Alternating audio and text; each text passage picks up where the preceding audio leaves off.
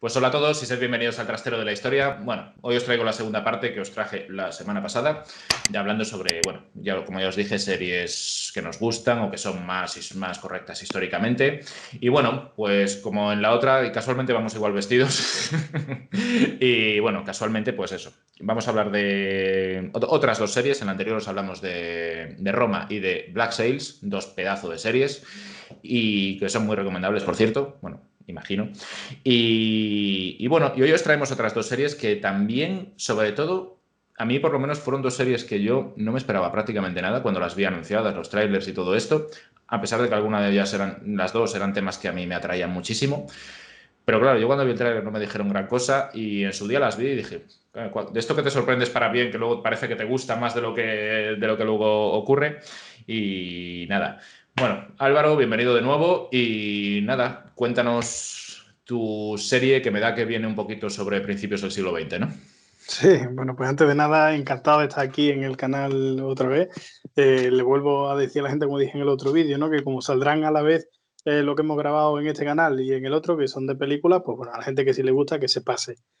Sí, yo vengo a hablar de Peaky Blinders. Yo tengo que decir de Peaky Blinders que no soy para nada imparcial porque es una de esas series que a mí me han marcado y que me han encantado. Yo no sentía algo así viendo una serie desde Juego de Tronos y no he vuelto a sentir nada parecido. O sea, a mí yo vi en Peaky Blinders que era una gran serie, una serie fantástica, diría incluso espectacular, ¿no? Con unas interpretaciones maravillosas y gira en torno a la temática del poder, que a mí siempre es lo que más me interesa. Para poner así un poco de antecedentes a la gente, bueno, pues Peaky Blinders va de la Inglaterra de entreguerras, es ese periodo después de la Primera Guerra Mundial y antes de que empiece la Segunda Guerra Mundial. Este periodo es verdad que es bastante conocido, también porque está cerca en términos históricos, pero siempre vemos lo mismo, siempre vemos los felices Sí. años 20, el boom económico, vemos el auge de los totalitarismos, vemos cómo se va la política internacional llevando a aquello. Y Peaky Blinders es como cuando tú sacas una fotografía y pones el negativo, que pones Sí. lo que no se ve, ¿no? Y es precisamente eso que no se ve, es la suciedad, es la sociedad más baja, Tiene es una una fotografía familia maravillosa, o sea, maravillosa, impecable. O sea, brutal, brutal. Pero lo que muestra Peaky Blinders es a lo que no te muestran nunca los libros de historia. Es decir, una familia mafiosa de un personaje, además, Thomas Shelby, que yo creo que ha quedado ya en la retina de todos los espectadores, ha venido de la Primera Guerra Mundial, ha ido como una persona de izquierdas y una persona que cree en el ser humano, ha vuelto totalmente destrozado, le toca ponerse al frente de una familia mafiosa y poco a poco vamos viendo la serie cómo va escalando socialmente, pero como digo, no es para nada el precio del poder de Al Pacino, sino no. que es una escala social durísima, durísima durante toda la serie. A mí lo que más me gustó, sobre todo de la serie, es que, como tú decías, refleja muy bien ese ambiente bueno, porque él acaba de llegar realmente, prácticamente, de la Primera Guerra Mundial. Y claro, la gente en Europa, después de la Primera Guerra Mundial, claro, cuando empezó esta guerra, que bueno, como ya sabéis, no hace falta que os diga, fue la guerra más bestia hasta entonces, hasta que llegó la segunda. Y bueno, en un principio esta guerra, los países que participaron en ella pensaban que iba a ser una guerra de unos pocos meses y pa casa. O sea, que bueno, que sí diréis, menudos visionarios, pues sí, cierto. Y refleja muy bien ese rollo depresivo, que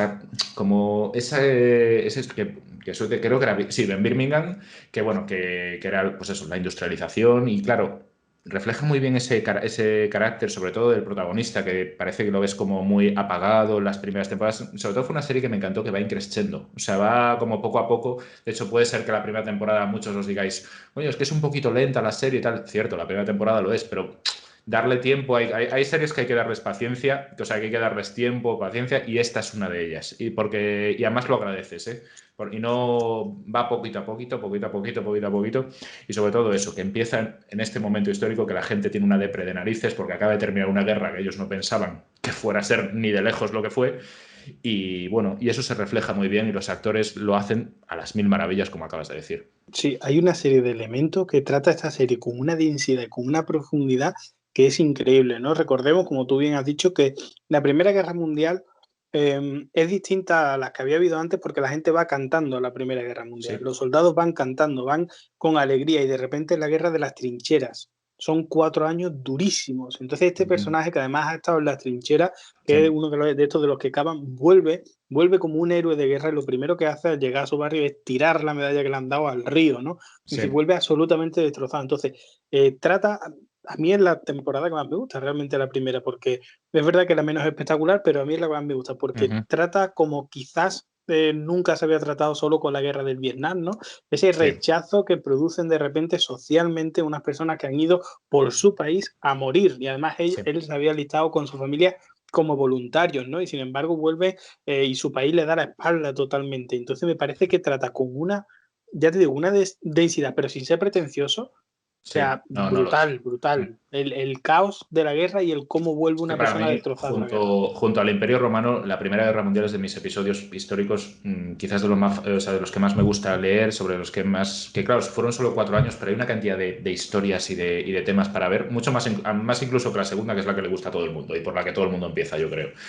Y la Primera Guerra Mundial, pues eso, lo que decías, la gente va cantando, va como si fuera... Y claro, uno de los temas es que también hasta la Primera Guerra Mundial la gente la población civil, el pueblo llano, como queráis llamarlo, consideraba ser militar pues como el oficio. O sea, no es que fuera un oficio bueno y honorable, es que la sociedad lo consideraba pues el oficio más honorable al que una persona normal podía acceder. Y con el ser militar se consideraba, joder, pues mira, mi hijo es militar, o mira, o mi hermano es militar, o mi padre fue militar. Y era un motivo de orgullo para las familias esto de ser militar. Y claro, y este era uno de los muchos motivos por los que iban cantando, no solo este, claro, este era simplemente por poner un aporte más. Y bueno, córtame porque yo, vamos, me pongo a hablar de la Primera Guerra Mundial y me pueden dar las mil y una noches. No, yo creo que en este vídeo de las dos series que vamos a hablar, yo creo que es que podemos estar hablando días y días y Sí, sí, días, sí. ¿no? Lo cual es, la verdad que es fantástico, ¿no? Yo creo que pocos vídeos se disfrutan tanto que este que estamos grabando Sí, ahora sí. mismo, ¿no? Y Sí, con además, aparte antes respecto, hemos sí, enseñado nuestros guiones y eran 3 líneas cada uno y dos eran las series que trataban, o sea que imagínate. el nombre de la serie, sí, sí. Pues yo creo que esta serie además, bueno, es muy evidente que tiene la historia de amor, ¿no? Sobre todo en las Claro. primeras temporadas de Thomas Shelby, de Tommy Shelby, que es muy interesante también, pero a mí es verdad que no es uno de los elementos que a mí me gusta. Sin embargo, los malos que se vas encontrando, eso sí que, como tú dices, va increciendo, ¿no? Es Sí. decir, hasta que llega ya a Luca Changreta, ¿no? Que Ujú. es Adrian Brody, que Sí. es, o sea, es absolutamente espectacular, o sea, da pánico cada vez que entra en escena, ¿no? Tiene una escena en la que se conocen el malo y el protagonista, ¿no? Y Thomas Shelby, que realmente el protagonista, esto también es muy interesante, el protagonista es Sí. malo, porque Thomas Shelby no es Ujú. un hombre bueno, es un No. mafioso, es un hombre malo, es un hombre que mata por Mm. dinero, ¿no? O sea, es una... Y de repente se encuentran estos dos, ¿no? Y le tira allí Luca Changreta las balas con los nombres de cada uno de ellos.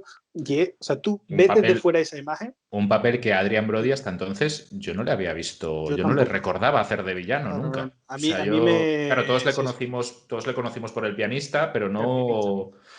Sí, yo sí. no le recordaba haciendo de villano en ninguna película. No sé si recordáis alguna peli en la que Adrian Brody haga de villano, ya me lo dejáis abajo en los comentarios, ¿vale? Porque yo ahora no se Sí, sí, me, no pues. se me ocurre ninguna. Desde luego hace un papel brutal.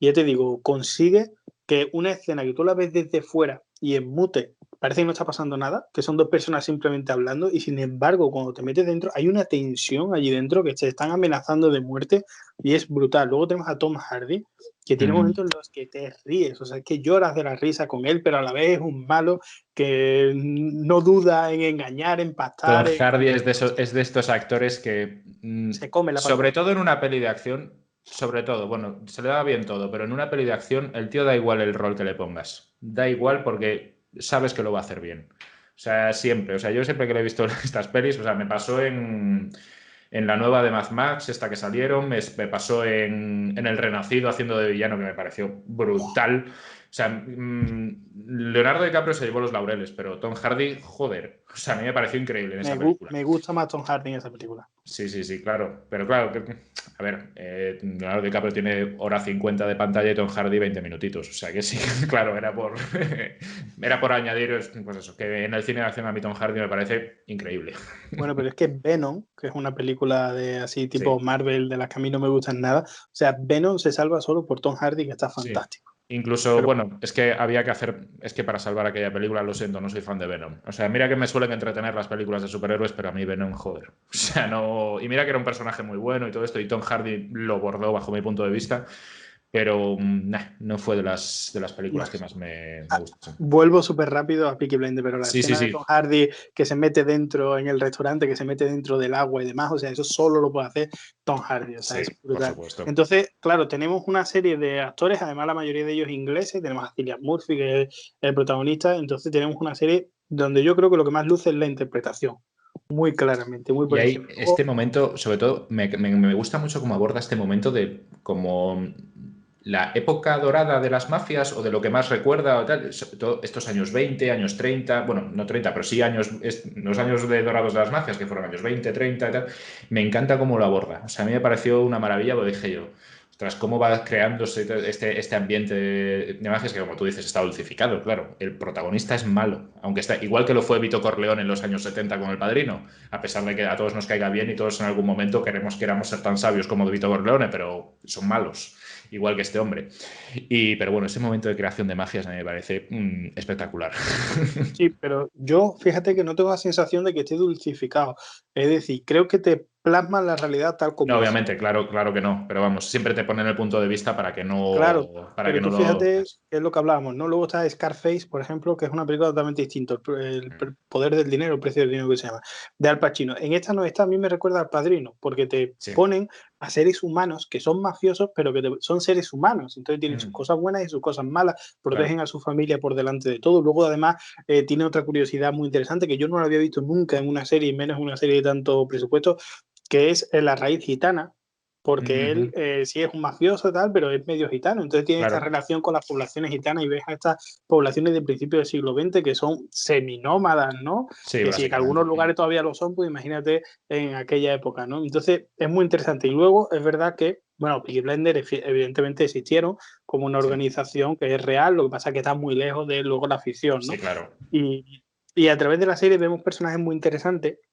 Si quieres también, por si quieres pasar ya Sí, dale. a la otra serie o hablamos un poco más, que son, por ejemplo, Winston Churchill, Mm, aparece en la serie, y luego Oswald Mosley, que fue el creador de la Unión Británica Fascista, y es muy interesante porque ves en esos momentos tanto la lucha proletaria, que en la primera temporada prácticamente es interesantísimo como Tommy Shelby, que se convierte en el gran mafioso, tiene que pelear de alguna manera con su mejor amigo, que es el gran sindicalista, sí. y que cree en la revolución comunista que está llegando, que está viendo que está llegando, Ujú. y luego ves cómo surge el fascismo. Y creo que es la cuarta, la quinta temporada, ves a este personaje de Creo Oswald que la Mosley cómo cuarta, está sí, si no mal surgiendo. recuerdo. Sí, pues ves cómo está surgiendo el fascismo y lo ves también de una manera muy interesante, muy realista y muy poco pretenciosa. Sí, bueno, si son los años 20 tienes que poner esto, esto, porque si no. Y bueno, como siempre, como me decías, vamos a cortar porque, claro, como nos pongamos a hablar de principios del siglo XX, nos dan aquí, bueno, aburrimos aquí a todo el mundo. Vamos a traérnoslo a nuestro país, a España, para tratar un producto audiovisual de este país que a mí, yo sinceramente cuando lo vi y empecé a verlo, supongo que a ti te pasó algo parecido, que vimos los trailers y dijimos, bueno, una serie histórica hecha aquí en España, a ver lo que me voy a encontrar. Yo, sinceramente, no sé tú, pero yo siempre que veo algo así voy con miedo. Voy con miedo en plan de, me pasó también, me pasó algo parecido en la serie de Hernán que se estrenó hace 2 añitos o por ahí, pero, oye, y también, bueno, igual es porque tenía expectativas muy bajas y no me gustó bastante. Pero pero vamos, la serie que nos ocupa, que es Isabel, que bueno, supongo que muchos la recordaréis, es una serie del año 2012, creación de los hermanos Olivares, que luego crearon el Ministerio del Tiempo, una serie, bueno, de ficción histórica, no sé cómo calificarla, básicamente. Y bueno, lo que decía, yo la verdad es que cuando vi, quizás por los que eran los actores, que yo tengo el recuerdo, y bueno, tú me dijiste lo mismo, ¿no? Que claro, teníamos el recuerdo de Michelle Jenner en Los Hombres de Paco como una especie de ídolo adolescente y tal, y eso, claro, le vas a poner a hacer un papel como el de Isabel la Católica o Isabel I de Castilla, como la queráis llamar.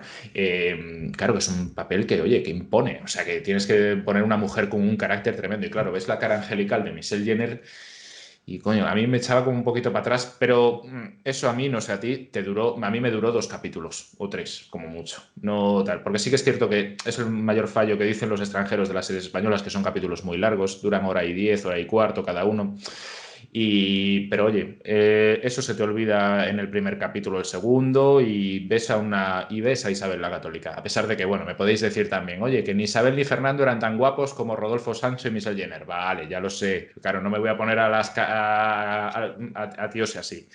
Pero oye, a mí me pareció una serie increíble, esas intrigas políticas, todos esos personajes secundarios que hacen una trama increíble. Y eso que hay personajes que, claro, tú dices, joder, no te sacaron la batalla de Ceriñola, no te sacaron esta, no te sacaron lo otro. Yo, me da igual. O sea, es que me da lo mismo, no la echas tanto de menos. O sea, pero dices tú, incluso el personaje de Gonzalo Fernández de Córdoba, del Gran Capitán, del que tengo un vídeo, por cierto, y que a mí me pareció que lo interpretaba este hombre, que siempre se me olvida su nombre, que luego hizo del Cid en el Ministerio del Tiempo, hizo de Rodrigo Borgia, de César Borgia, perdón, en una película que estrenaron hace ya bastantes años. También me pareció que hizo un grandioso papel de soldado y, bueno, sobre todo eso, esas intrigas políticas de finales del siglo XV, principios del XVI, que bueno, que ya sabéis que España, bueno, que ahí dictó un poquito su destino, porque pues, hubo muchísimos hechos históricos que de haber sido de una manera u otra, la historia de España no sé si mejor o peor, pero distinta hubiera sido seguro. Empezando por bueno, supongo que sabéis, la guerra de sucesión castellana entre la famosa Juana la Beltraneja y nuestra protagonista, Isabel la Católica. Y bueno, córtame ya porque me pongo a hablar y no te dejo hablar y va a ser esto como, como me pongo a hablar aquí de estos, que no son demasiados años los que trata la serie, no sé si tal. Claro, son de 1470 y algo, creo que era, hasta la muerte de Isabel en 1505 o 1506. Bueno, soy horrible para las fechas, ¿eh? Pero bueno, son esos 25 o 30 años que a mí me parecen una maravilla poco a poco. Y claro, bueno, cuéntame qué te esperabas tú de la serie, qué te pareció, todo. Podría hacer una intervención de 2 horas ahora, ¿no? Sí, O sí, sí, no, sea, claro, yo he dicho, oye, déjala hablar, estaba yo pensando, déjala hablar porque como siga, vamos. pues yo creo, o sea, comparto totalmente, además lo hemos hablado antes de récord, Sí, que todos vimos cuando vimos a Isabel, veíamos a Sarita de Los Hombres de Paco, recordad todo que exactamente. es que Sarita era un personaje de una niña adolescente tonta que iba en bragas todo el día, pero cuando digo tonta de verdad, es decir, se hacía Ujú. la tonta y demás. Entonces de repente Isabel la Católica, ese personaje, ¿no? Que además era el centro de la serie, ¿no? Yo creo que por primera vez a mí no me gusta mucho arrimar las a la sardina feminista, ¿no? Pero sí creo que por primera vez se trataba un personaje de tal trascendencia y primordial de la historia. Además, creo que es sin duda la mejor serie histórica que se ha hecho en España. Sí, Pero creo que consigue, porque Isabel la Católica, tú has dicho antes, no es esa gran figura, ese gran poder político, es verdad, sí, pero también es la protectora de indios, también es una claro. mujer profundamente religiosa y yo creo que Michelle Jenner consigue hacer algo que es muy difícil, que es una mujer dura, una mujer política, una mujer fuerte, pero también sigue siendo una mujer cariñosa, comprensiva, Sí, enamorada del marido, preocupada por la cristiandad, por los pobres, por los indios, sí. etcétera. Y yo creo que es dificilísimo, pero consigue de una A mí, interpretación a mí magistral me aglutinar pareció, todo. a mí me pareció, bueno, eso, una interpretación magistral. Los hermanos Olivares hicieron un trabajo brutal con la serie. Incluso parece que tienen bastante presupuesto, pero bueno, siempre que vas a hacer una serie de esta época tienes que tener presupuesto, si no, olvídate. Pero aún así, no, yo creo que en algunas ocasiones no fue el suficiente. Pero a mí también me fascinó el personaje de Fernando. O sea, que fue como ese equilibrio de la pasión de ella y las artimañas y la inteligencia de él, me parecía que hacían un equilibrio que no sé si fue tanto así en la historia, ¿no? Pero sí que fue, que bueno, que parece ser que un poquito sí. Pero es que la serie, ese equilibrio entre los dos personajes me parece una maravilla para manejar un reino que está recién unificado, básicamente. Bueno, que acaba de nacer, como se dice. Bueno, las dos Españas que dicen en la serie, ¿no? Luego, bueno, pues eso, tiene una cantidad, bueno, ahora habla tú, pero tiene un caleidoscopio tremendo de personajes secundarios que, bueno, que no es que claro, que muchas veces es la diferencia, ¿no? Que si tienes buenos secundarios ya la trama, no es que sea buena, es que se te dispara para arriba. Sí, sí, además, si te parece bien, ahora que estábamos hablando más del el contexto histórico, si quieres hago una pequeña Sí, exposición, ¿no? Para la gente que lo pueda estar viendo, porque me imagino yo que estos vídeos llegan a mucha gente, ¿no? Y no todo el mundo tiene por qué tener los mismos conocimientos. Pero antes me gustaría decir que es que lo has definido perfectamente. O sea, Isabel es una serie de intrigas palaciegas. O sea, no es Juego de Tronos, no hace no, falta no grandes exactamente, no. batallas campales, es que no hacen Ya, falta, pero es que en Roma tampoco hacían falta cuando ya, hablamos de ella. Es decir, es que esto va de otra cosa, esto va de Pacheco, ¿no? De lo que hemos estado hablando, Fernando el exacto. Católico, de las intrigas y demás. Entonces, otra cosa que has dicho que yo creo que es muy interesante, ¿no? Que el futuro de España se hizo prácticamente allí, yo creo Sí, que en esos años. totalmente. O sea, es en la obra política, esto es una opinión bastante personal, pero bueno, en la obra política de Fernando Católico es la que explica todo el desarrollo de la historia de España posteriormente, no solo político y militarmente, sino también matrimonialmente, y lo que Exacto. fueron heredando los herederos de los reyes católicos, ¿no? Pero es muy interesante porque se dice que Fernando el Católico, bueno, en esta época es cuando comienza el Estado moderno, ¿no? Es cuando se pasa de un mundo medieval a un mundo moderno. Sí. Fernando el Católico es ese gran artífice que además Maquiavelo le dedica unas bonitas palabras en El Príncipe, lo cual ya nos dice algo de Fernando el Católico. Y en la serie yo creo que se consigue transmitir también esto, ¿no? Como un rey medieval, como era Enrique IV, que está totalmente sobrepasado por los nobles y sin embargo los reyes católicos les parten la columna vertebral a los nobles, se apoyan en otras cosas y Sí. consiguen Sobre ir todo, creando ese estado yo moderno. creo que ese fue el gran objetivo de la primera temporada, ¿no? El ir como ver ese cambio, ¿no? El ir pasando de que el poder tuvieran los nobles a que fuera más hacia los monarcas. Y yo creo que lo hicieron a las mil maravillas. Bueno, primera y parte de la segunda temporada, no solo si no mal recuerdo. Porque además me acuerdo que durante el confinamiento me la vi. Yo creo que menos los últimos capítulos de la tercera temporada, yo creo que me la vi prácticamente entera. Pero además dije, bueno, venga, vamos a coger una serie y tal, y me la vi, que de hecho la tenéis en Amazon Prime, Sí, sí, sí. por si os interesa. Y bueno, sobre todo ese cambio, ¿no? Ese cambio del poder, los nobles, se ve muy bien. Enrique IV de Castilla, por cierto, el actor, me parece que lo borda, que lo hace impresionante. Ese rey que, bueno, que siempre ha sido como un cúmulo de misterios, ¿no? De que si él fue el padre de Juana la Beltraneja. Tenemos también a un Beltrán de la Cueva, yo creo que bastante bien interpretado. Tampoco hacía falta, porque gran cosa, ¿no? Un guerrero así leal y leal al rey, y bueno, un noble leal al rey, como tantos había en esa época. Y ese cambio en la primera y parte de la segunda temporada lo hacen a las mil maravillas. A mí me parece por lo menos eso. Sí, a mí no me gusta mucho, por decir algo, pero Sí. es una opinión personal, Gonzalo Fernández de Córdoba. O sea, yo ese actor no me gusta. O sea, lo veo Es que muy bruto. yo no sé qué tiene ese pobre hombre que le cogen para todas las películas históricas y para todas las series, ¿eh? O sea, sí, en Pero, o todo, sea, ¿eh? yo lo veo más interpretando un boxeador que un Es que tiene, caballero. sí, tiene una típica nariz de esta gorda, tal, Muy que parece bruto, muy cantado, sí. grande, muy fuerte. Yo no lo veo, no lo veo. Sin embargo, Pedro Girón, el hermano de Mm. Pacheco, es brutal. O sea, es que además, fíjate, antes hablamos también cuando hablamos de Black Sage de los colores, ¿no? Y fíjate que Pacheco y Pedro Girón son personajes negros, van siempre Sí, de negro, totalmente. es decir, te lo transmite, es muy guay esta serie. La verdad que yo la recomiendo a todo el mundo que quiera ver un producto que para mí puede pelear con cualquier serie del mundo. Es decir, es una producción mucho más pequeña que la estadounidense, pero puede Sí. pelear perfectamente.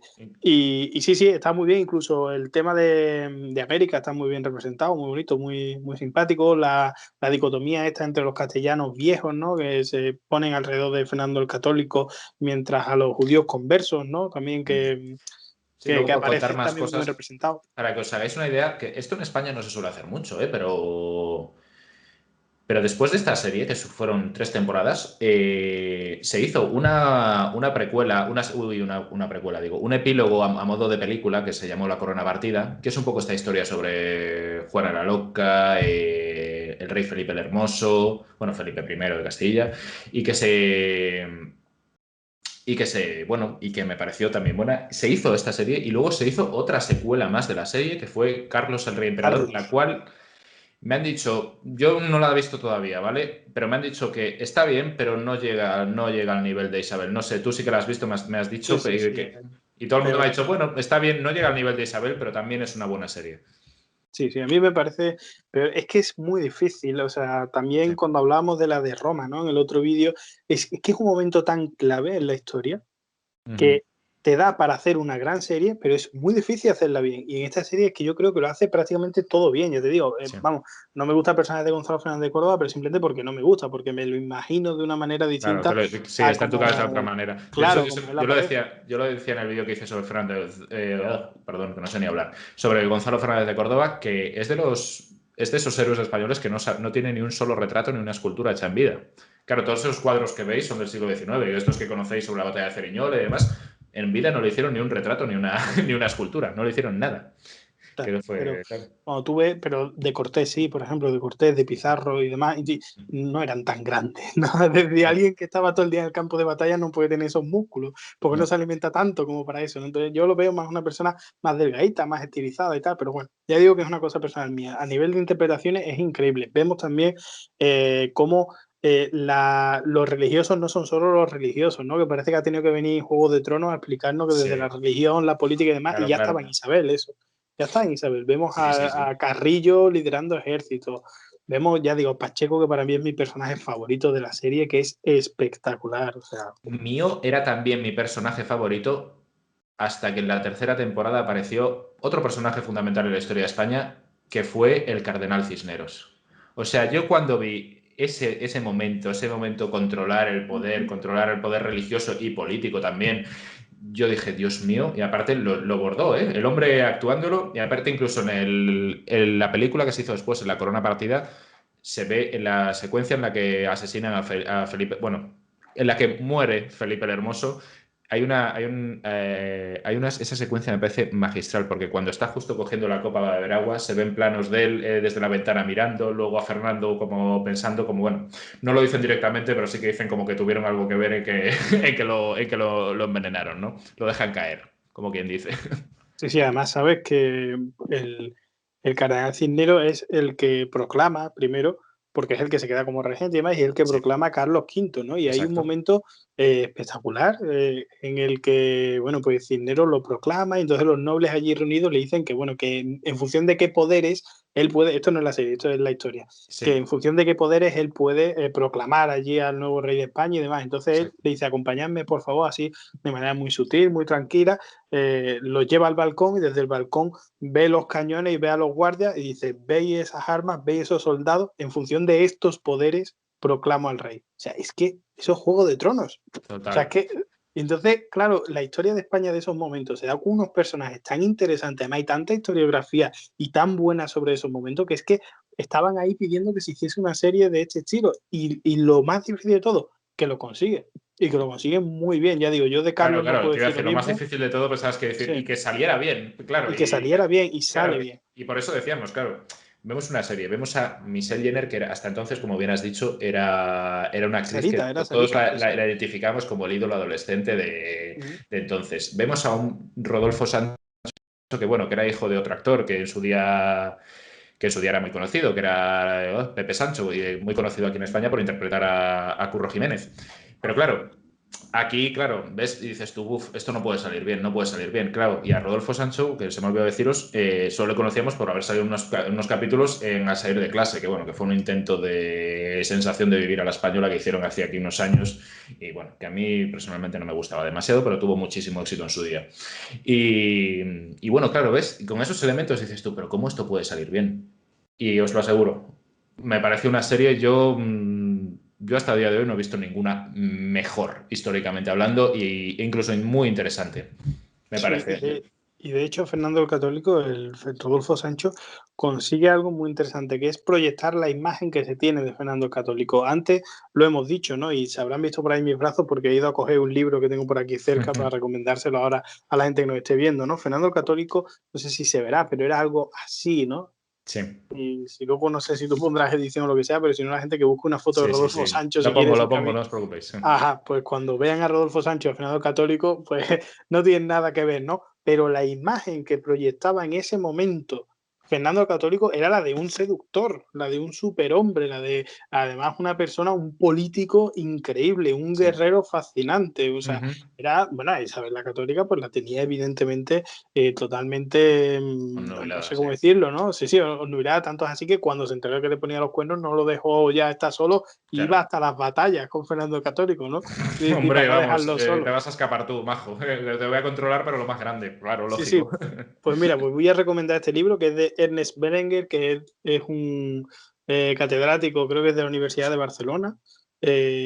Sí, catedrático de Historia Moderna de la Universidad de Barcelona y es un libro brutal. A mí me lo recomendó un profesor de Historia Moderna, me lo leí, me encantó y luego lo pude conseguir, me lo compré y me encantó. Y a quien le guste, retrata al Fernando Católico más maquiavélico, el Sí, gran, además, el sí lo gran constructor decíamos, de Rodolfo España. Sancho cogió ese puso muy bien ese rostro de tirano amable. Lo hizo de una manera a las mil maravillas y tremendamente inteligente, como decíamos. Y bueno, y sobre todo esa política de pactos, de pactos con otros. Bueno, lo último que quiero reseñar, porque ya se nos está yendo de tiempo y si no, como sigamos, el vídeo me va a durar 1 hora. Y esa política de pactos con sus hijos, ¿no? De tu hijo te casas, hija Juana, te casas con el hijo de Maximiliano en tal, tú te casas con el heredero de Portugal, tú te casas con el de Inglaterra, con Enrique VIII. Esa parte que, bueno, lo configuró, pero también hubo muy mala suerte porque, bueno, Isabel la Católica tuvo muy mala suerte con sus hijos. El primero se le murió, luego Juan, su hijo, que era el destinado a gobernar, pues bueno, murió. Luego su hija Isabel, que era la mayor, si no mal recuerdo, también murió en el parto. Bueno, o sea, Bueno, hubo... hubo una suerte buenísima. Le cayó a Carlos V la corona. Claro, claro, claro. Porque es que claro, fueron esas rocas para que os deis cuenta de, claro, que fue saliendo. Y bueno, porque Juana era la tercera, si no recuerdo, en la línea de sucesión. Y bueno, cayó ahí. Que bueno, que Juan, el heredero, pues bueno, estaba tal, pero bueno. Al parecer tuvo unas noches de bodas muy largas con su mujer y bueno, dicen que le pasó, yo pienso que también intrigas palaciegas, vete tú a saber. Yo tampoco quiero ponerme aquí a aventurarme en teorías porque tampoco tengo mucha, tampoco me creo tan, tampoco creo saber tanto. En Felipe el Hermoso sí, en Felipe el Hermoso sí que estoy seguro que lo envenenaron, pero en Juan no tengo ni idea.